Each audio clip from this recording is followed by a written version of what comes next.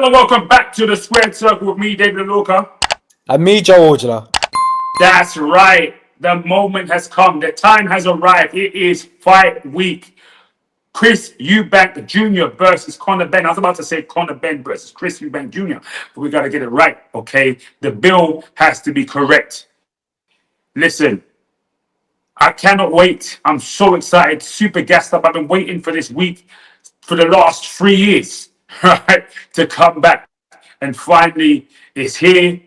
Finally, we've got past the open workout day, which means we're further along in the journey than we were when this fight was supposed to be made, just shy of 3 years ago.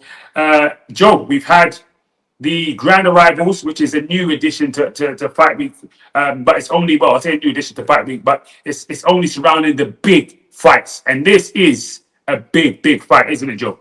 Absolutely. One of the biggest fights in British boxing. The legacies continue. Eubank Benn from their fathers. What a fight this will be. At first, when this fight got made, a lot of people were saying the obvious, this fight's only getting done because of their fathers. Well, obviously, is the sky blue? You know what I mean? It's like one of those things like, duh. But nonetheless, I'm really now looking to another angle. People really can't call who's going to win this fight. And that's how you know it's a good fight. The fact that no one can really call it. There's lots of mixed opinions. Eubank Benn, Eubank Benn, Eubank Benn. So I think that says everything about the competitiveness about this fight. I'm really excited. To be honest, David, if I'm really honest with you, if I'm being real with you, at first I was like, yeah, I'm happy to see it. I'm like, cool, it's all right. Yeah, cool. Like, I mean, I'll tune in.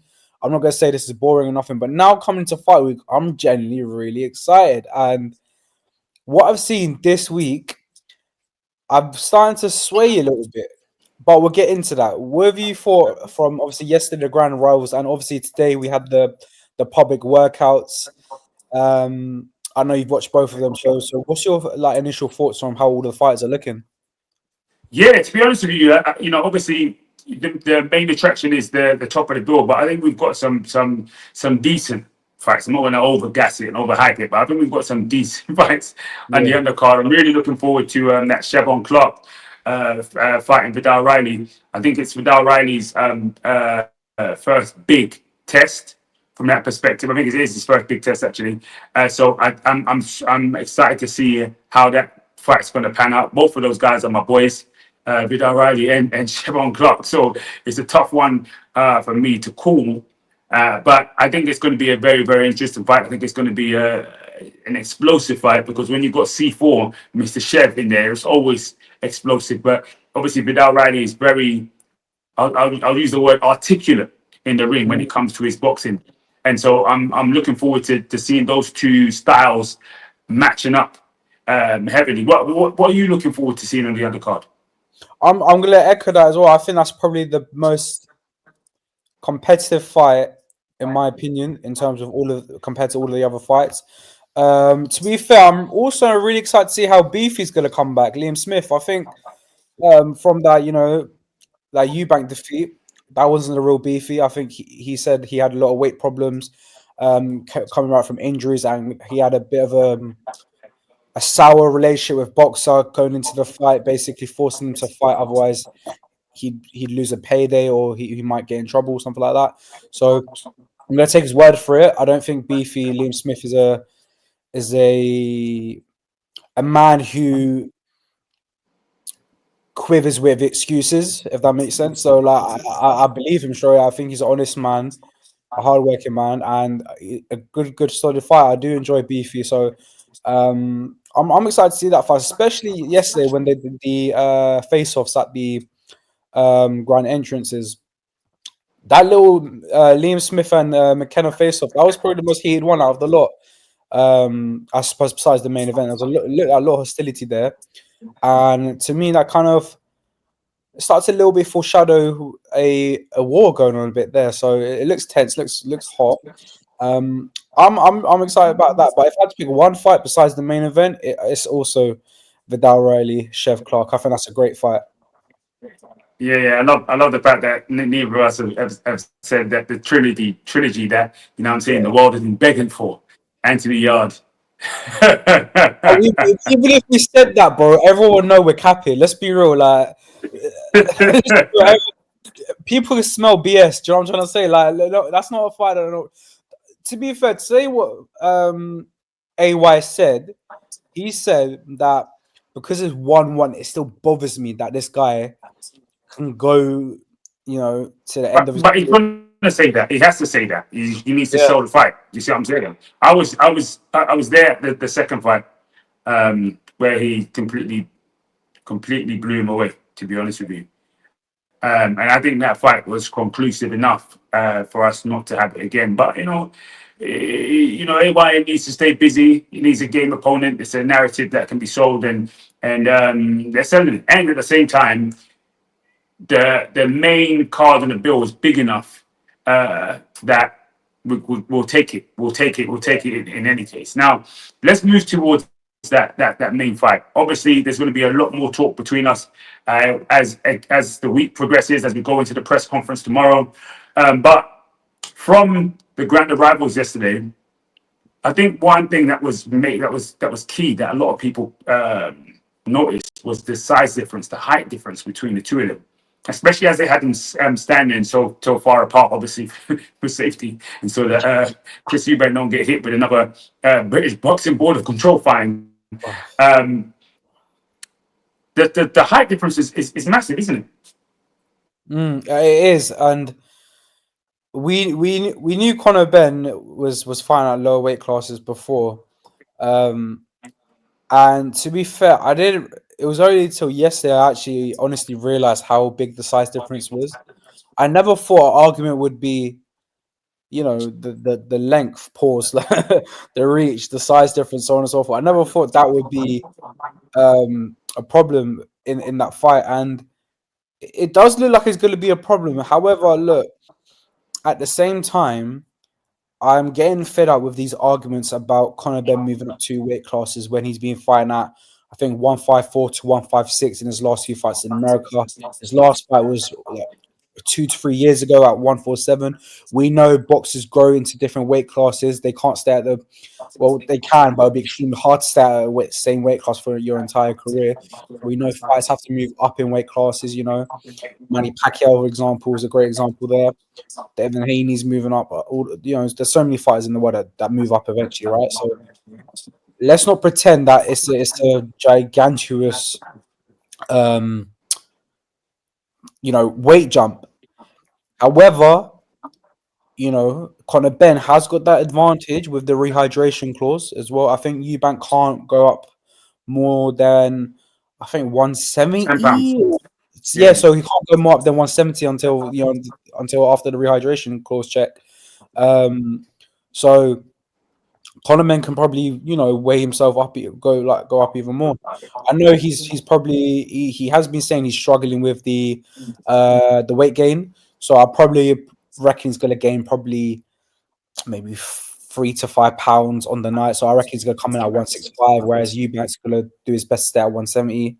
Probably fight like 175 on the night, maybe. I don't even know how the weight hydrations go. I'm not on nutrition, but that's what I'm guessing, right? So it looks like it'll probably be a 10-pound advantage on the night,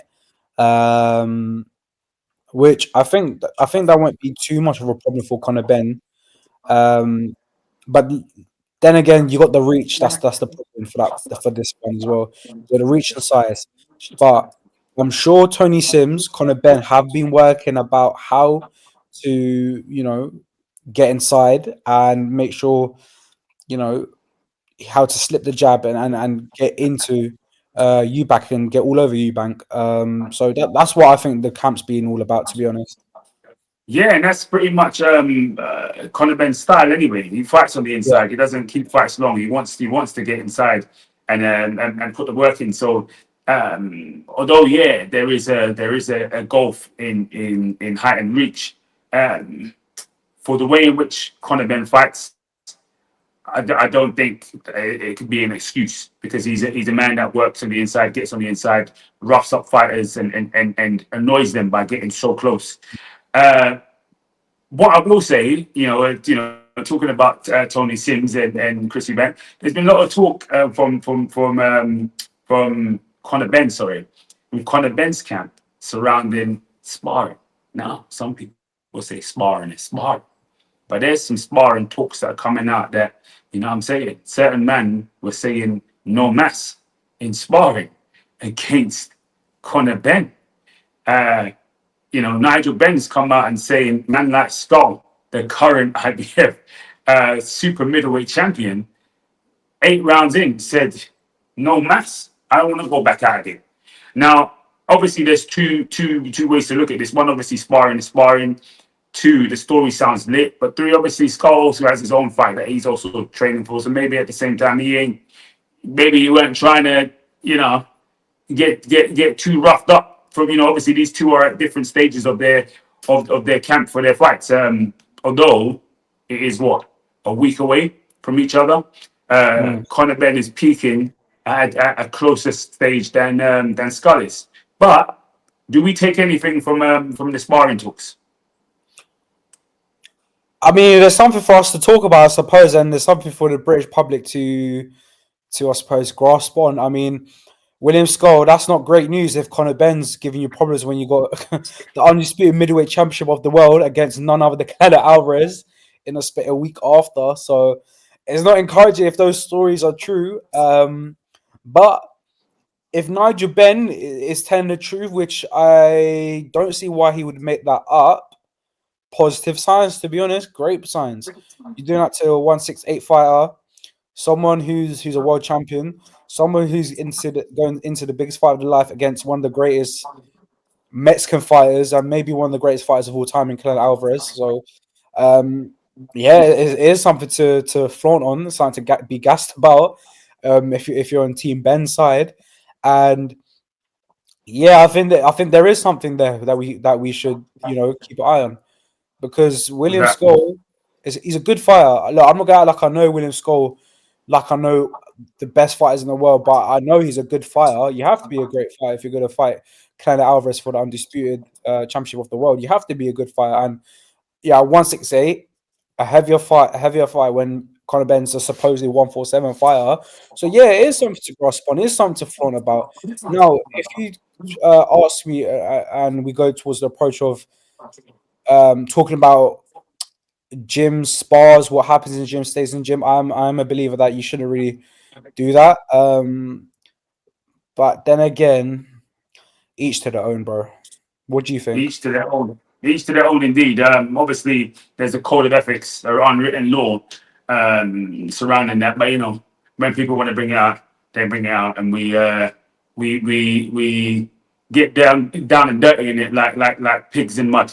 And that's exactly what we're going to do, especially if the fight pans out in the way in which the Benns are saying it's going to. Guys, let us know what your thoughts are on actual start barring stories. Stay locked up in sparring.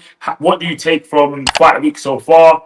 And make sure you hit that subscribe button if you are watching this for the first time as well. And if you're watching this for multiple times, make sure you hit that like button too. I've been David Alorka. And I've been Jo Aujla. You've been watching The Squared Circle, and we'll see you again next time. See you later, guys.